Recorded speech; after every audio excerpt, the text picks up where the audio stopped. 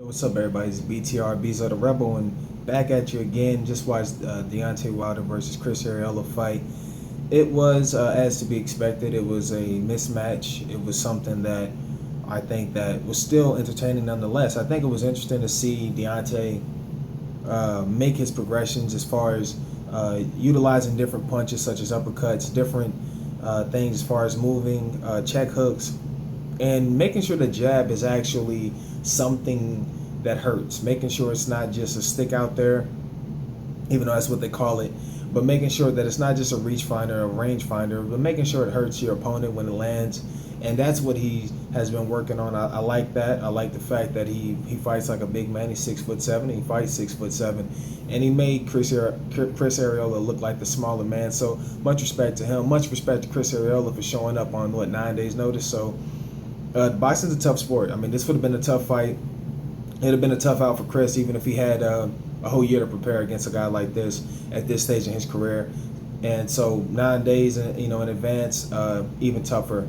The biggest thing I think that we have to understand in boxing at this, or not just in boxing, but in sports at this particular time, is a lot of fighters are not fighting clean. A lot of athletes are not playing clean. They are on some type of performance-enhancing drug.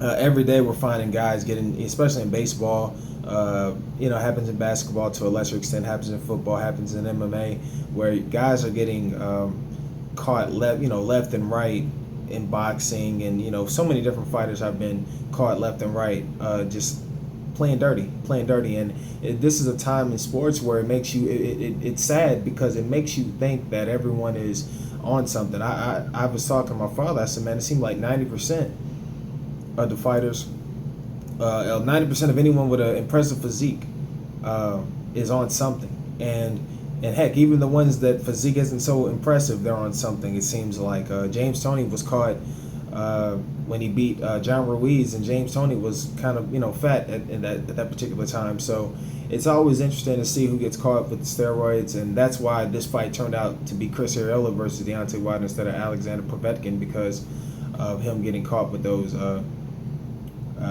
PEDs or whatever. So it's always interesting, but shout out to Deontay Wilder, great job for him. I think everyone wants to see Anthony Joshua versus Wilder. Everyone wants to see Wilder versus Tyson Fury, or Wilder versus Klitschko. It's amazing that Klitschko is moving out of his prime right now, because these three fighters that I just named, Wilder, Tyson, and Anthony, those guys would have been great opponents had he been in his prime. So this is it's going to be a tough era. It's going to be a good era of heavyweight championship boxing, and I think the winner gets to go out and prove that he's one of the best fighters I think we've seen in a while. One of the best heavyweights we've seen in a while, just because of the competition. I think the competition is kind of stiff right now, so you got to respect it, and you got to respect Deontay Wilder. As I said before, there's certain flaws in this game, and he's working that out. So special shout out to Mark Breland, who is a had more than a stellar boxing career, amateur-wise and professional-wise, former world champion. So much respect to him, who is the trainer of Deontay Wilder right now. So good job to Mark Breland, good job to Deontay Wilder, good job to Chris Arreola for stepping up on such short notice. And that's really all I want to say.